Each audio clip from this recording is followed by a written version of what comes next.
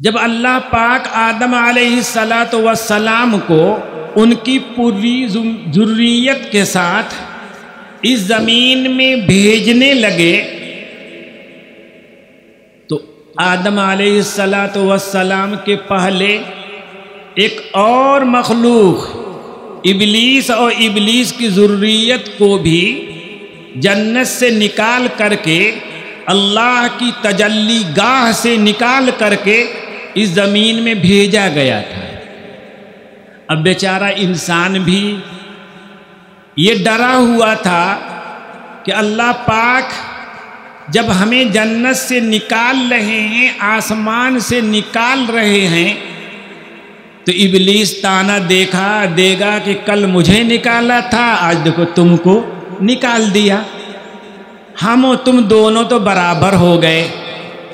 اللہ پاک نے آدم علیہ السلام کو اور آدم علیہ السلام کے پشت میں قیامت تک آنے والی اس کی ہر اولاد سے کہا کہ دنیا میں ہم تمہیں بھیج ضرور رہے ہیں، لیکن میرا تم سے جو تعلق ہے وہ تعلق نہیں ختم ہو گیا۔ اس دنیا میں آنے کے بعد بھی میرا ربط رہے گا تم سے، میرا تعلق رہے گا، میں تمہاری رہنمائی کرتا رہوں گا، میں تمہیں راستہ دکھاتا رہوں گا۔ کون راستہ؟ وہ راستہ جس پہ چل کر کے تم ہمارے قریب آ سکتے ہو، ہماری رحمت میں آ سکتے ہو۔ اما یاتینکم منی ہدن، میرے پاس سے یقیناً تمہارے پاس ہدایت آئے گی، رہنمائی آئے گی، پھر اس رہنمائی کی تم میں سے جو بھی پیروی کرے گا فلا خوف علیہ ولا ہم یحزنون۔ تم شیطان اور ابلیس کی طرح نہیں ہو کہ اس کو ٹھکرا دیا تو ہمیشہ کے لیے ٹھکرا دیا، تمہیں وقتی طور پر ایک مصلحت کے لیے تمہیں زمین ہی کے لیے بنایا گیا تھا، اس لیے زمین میں ہم تمہیں ضرور بھیج رہے ہیں، لیکن میرا ربط و تعلق، میری ہدایت و رہنمائی تمہارے چہار سو رہیں گی جیسے اب بھی تم جنت ہی میں ہو۔ بھائیو، اللہ پاک نے اپنی ہدایت آدم علیہ السلام سے لے کر نبی اکرم صلی اللہ علیہ وسلم تک جتنے انبیاء آئے، اللہ پاک نے ہر ایک کے ساتھ اپنا ہدایت نامہ بھیجا۔ اس ہدایت کو سمجھانے کے لیے، اس ہدایت ناموں کو پڑھانے کے لیے، اس کا عملی مشق کرانے کے لیے اللہ نے اپنے نبیوں کو بھیجا۔ نبی اکرم صلی اللہ علیہ وسلم کے پہلے جتنے نبی آئے کچھ وقت کے لیے آئے، کسی خاص جگہ کے لیے آئے، لیکن اللہ پاک نے آخر میں حضرت نبی اکرم صلی اللہ علیہ وسلم کو بھیجا، سارے عالم کے لیے بھیجا، ہر علاقے کا نبی بنا کر بھیجا، اور قیامت تک آنے والے آخری انسان کے لیے بھی نبی بنا کر بھیجا۔ مجھے بس پوچھنا ہے، یہ سمجھانا یہ ہے کہ نبی اکرم صلی اللہ علیہ وسلم اللہ پاک سے جو ہدایت نامہ لے کر آئے، جو قرآن کریم نبی اکرم صلی اللہ علیہ وسلم پہ اتارا گیا، آپ صلی اللہ علیہ وسلم نے اس ہدایت نامے کو، اس کتاب الہی کو اللہ کے بندوں تک پہنچانے میں کوئی کوتاہی کی، کوئی کمی کی؟ اللہ پاک تو یہ کہتے ہیں یا ایھا الرسول بلغ ما انزل الیک من ربک، اے نبی آپ کے پاس جو چیز بھی اللہ کی طرف سے اتاری گئی ہے ہر ایک کو لوگوں تک پہنچا دیجیے، ہر ایک کو انسان تک پہنچا دیے۔ وَإِن لَّمْ تَفْعَلْ فَمَا بَلَّغْتَ رِسَالَتَهُ، اگر آپ نے سارا پیغام نہیں پہنچایا، ہزاروں لاکھوں میں سے سب پہنچا کر کے ایک بھی اگر آپ نے چھپا لیا، فَمَا بَلَّغْتَ رِسَالَتَهُ، آپ نے اللہ کا کوئی پیغام نہیں پہنچایا۔ اللہ پاک تو یہ کہہ رہے ہیں کہ ہم نے جتنے احکام چھوٹے بڑے دیے ہیں، ہر حکم کو آپ کو بندوں تک پہنچانے کی ذمہ داری دی گئی ہے، ان میں سے ایک بھی اگر نہیں پہنچا سکے تو آپ سمجھیے کہ اللہ نے آپ کو جو رسالت کی ذمہ داری دی تھی، جو رسالت کا فریضہ دیا تھا، اس فریضے کو ادا آپ نے نہیں کیا۔ حجۃ الوداع کے موقع پر نبی اکرم صلی اللہ علیہ وسلم نے لاکھوں صحابہ کے سامنے پوچھا، حل بلغت حل بلغت حل بلغت، کیا میں نے اللہ کا سارا پیغام تم تک پہنچا دیا؟ لاکھوں صحابہ کے مجمع میں ایک ساتھ آئے، بلا قد بلغت، ہاں آپ نے ہر پیغام پہنچا دیا۔ اب 1200 سال کے بعد کوئی کہتا ہے کہ نبی کا یہ پیغام، اللہ کا یہ پیغام نہ نبی پہنچا سکے، نہ صحابہ پہنچا سکے، نہ ائمہ مجتہدین پہنچا سکے، ہم نئی کتاب لکھ کر کے پہنچا رہے ہیں۔ یہ ہے غیر مقلدیت، یہ خائن قرار دیتے ہیں نبی اکرم صلی اللہ علیہ وسلم کو، یہ صحابہ رضی اللہ عنہم کو مورد الزام ٹھہراتے ہیں کہ انہوں نے اللہ کا پیغام نہیں پہنچایا۔ حضرت امام زرعہ رضی اللہ عنہ سے انہوں نے دین اسلام کو، واللہ انہوں نے دین اسلام کو جو نبی اکرم صلی اللہ علیہ وسلم لے کر آئے تھے، جو اللہ کا آخری پیغام تھا، انہوں نے یہ سمجھا کہ یہ عیسائیوں کی طرح کوئی دین ہے، یہ یہودیوں کی طرح کوئی دین ہے، یہ ہندوؤں کی طرح کوئی دین ہے، جو ان کے نبی سے ایک آدھ دو نے بیان کر دیا بس۔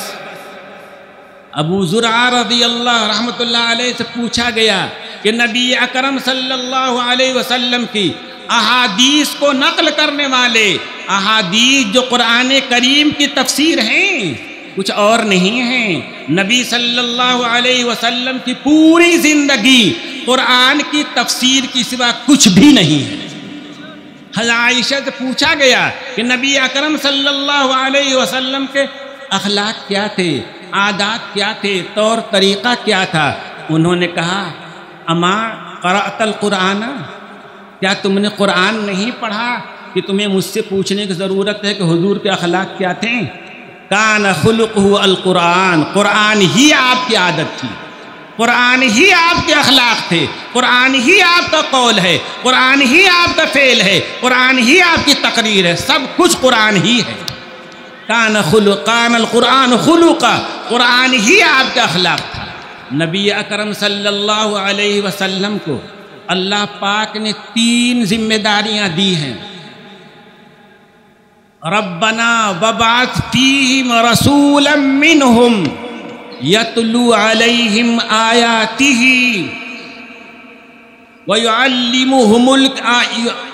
یتلو علیہم آیاتک وَيُعَلِّمُهُمُ الْكِتَابَ وَالْحِكْمَةَ وَيُزَكِّيهِمْ۔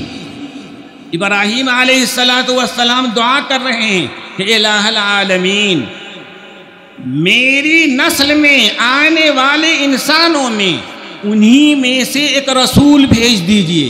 کام کیا کرے گا؟ یتلو علیہم آیاتک، وہ ان کے سامنے آپ کی آیتیں پڑھے گا، پڑھ کر ان کو پڑھائے گا۔ وَيُعَلِّمُهُمُ الْكِتَابَ وَالْحِكْمَةَ، اور ان کو کتاب قرآن کریم کی اور اپنے سنت کی تعلیم دے گا، سکھلائے گا۔ وَيُزَكِّيهِمْ، اور ان کو ہر طرح کی گندگی سے صاف ستھرا کرے گا، کفر سے صاف ستھرا کرے گا، شرک سے صاف ستھرا کرے گا، برے اخلاق سے ان کو صاف ستھرا کرے گا، نکھارے گا۔ اب اگر کوئی یہ کہتا ہے کہ قرآن کریم صحابہ نہیں پڑھ پائے تھے، ہم 1200 سال کے بعد پڑھیں گے۔ کتاب و سنت کی صحیح تعلیم آپ نے صحابہ کو نہیں دیا تھا، ہم نئی تعلیم دیں گے، نئی سنت سکھلائیں گے۔ تو بھائیو کیا کہہ رہا ہے؟ حضور اپنے مشن میں ناکام رہے، حضور اپنے مشن میں ناکام رہے۔ 23 سال کہ شب و روز، رات اور دن اللہ پاک نے صحابہ کی تربیت میں لگا دیا، لیکن عمر جیسے لوگ 20 رکعت کے بدعت ایجاد کرنے والے رہے۔ یہ کہہ رہا ہے وہ۔ بھائیو میں کہہ رہا ہوں ان کو غلط فہمی ہوئی ہے، غلط فہمی ہوئی ہے کہ دین اسلام کو انہوں نے دوسرے دینوں کی طرح سمجھ لیا ہے، جو ایک آدھ دو آدمی سے نقل ہوا ہے ان کے نبیوں سے۔ میں یہ کہہ رہا تھا کہ حضرت امام ابو زرعہ سے پوچھا گیا کہ حضور صلی اللہ علیہ وسلم کی احادیث کو نقل کرنے والے کتنے ہیں؟ انہوں نے فرمایا کہ حجۃ الوداع کے موقع پہ میدان عرفات میں منا میں جب آپ صلی اللہ علیہ وسلم نے یہ فرمایا تھا نظر اللہ امرأ سمع مقالتی ووعاها واداها کما سمعها، جتنے صحابہ موجود تھے سب نے اللہ کے رسول کی حدیث پہنچائی ہے۔ جس دین کو 1,00,000 سے زیادہ لوگ نبی اکرم صلی اللہ علیہ وسلم سے نقل کر رہے ہیں، بیان کر رہے ہیں، اس کے بارے میں آج کہا جائے کہ نہیں 20 رکعت غلط تھی، کان تک ہاتھ اٹھانا غلط ہے، ناف کے نیچے ہاتھ باندھنا غلط ہے، ہاتھ باندھنا غلط ہے، اللہ اکبر کہا جائے تو کیا مطلب ہے کہ نبی صلی اللہ علیہ وسلم کے دین کو بھی شاید ایک آدھ آدمی نے نقل کیا تھا جسے غلطی ہو گئی تھی۔ بھائیو بہت فریب میں دھوکے میں یہ لوگ ہیں۔ نبی دین اسلام کی تعلیمات اچھی طرح سن لو، یاد رکھو، دین اسلام کے جتنے احکام ہیں سب عملی توارث کے ساتھ ہم تک پہنچے ہیں۔ نبی اکرم صلی اللہ علیہ وسلم نے جو نماز پڑھا وہ نماز کسی ایک نے صرف نہیں دیکھا تھا، 2 نے نہیں دیکھا تھا، آپ پیچھے ہزاروں لاکھوں جو دیکھ رہے تھے سب نے دیکھا تھا، سب اسی طرح نقل کر رہے۔ روایتوں میں خبر واحد ہو سکتی ہے، روایتوں میں خبر واحد ہو سکتی ہے، لیکن جس کثیر ہزار لوگوں نے آپ کے پیچھے نماز پڑھا، پھر اسی جیسی انہوں نے زندگی بھر نماز پڑھا، ان کی آنے والی نسلیں انہی کی طرف پڑھا، یہ عملی تواتر کے ساتھ حدیث آپ کی نماز ہم پر آ رہی ہے۔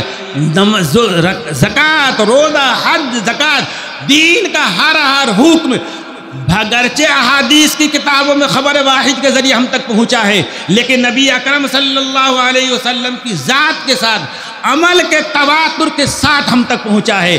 دین اسلام کا کوئی حکم ظنی نہیں ہے، مشکوک نہیں ہے، یہ سمجھ رہے ہیں کہ یہ عیسائیت ہے، یہودیت اور نصرانیت ہے۔ یہاں اللہ کا آخری پیغام ہے، اللہ کا آخری پیغام آنے والی نسلوں تک خبر واحد کے ذریعے پہنچے، جس میں شک کا احتمال ہے، محالستو جنونستو جنون، یہ سمجھنا انتہائی غلط فہمی ہے۔ دین اسلام کے اکثر و بیشتر پورا ڈھانچہ قیامت تک آنے والے مسلمانوں کے ساتھ تواتر کے ساتھ ہم تک بھی پہنچا ہے، آنے والے مسلمانوں تک بھی پہنچے گا، اور جتنی عبادات ہیں، معاملات ہیں، نبی اکرم صلی اللہ علیہ وسلم کے زمانے میں ہی، آپ کے زمانے میں لاکھوں صحابہ نے ان پہ عمل کیا ہے، آپ نے ان کو عمل کرتے ہوئے دیکھا ہے، آنے والے لوگوں نے، کروڑوں لوگوں نے لاکھوں صحابہ سے دیکھ کر وہ عمل سیکھا ہے۔ یہ سلسلہ اب تک چلا آ رہا ہے۔ ہاں بس لوگوں کے پاس پیٹرول کا چشمہ نہیں تھا، یہ چشمہ تمہارا بدل گیا ہے۔ وہی چشمہ لگا لو جو ابو بکر نے لگایا تھا، عمر نے لگایا تھا، ابو حنیفہ نے لگایا تھا، امام شافعی نے لگایا تھا، تمام اکابر امت نے لگایا تھا۔ دین تم کو صاف شفاف دکھائی دے گا، اس میں کہیں گرد و غبار دکھائی نہیں دے گا۔ وآخر دعوانا الحمدللہ رب العالمین۔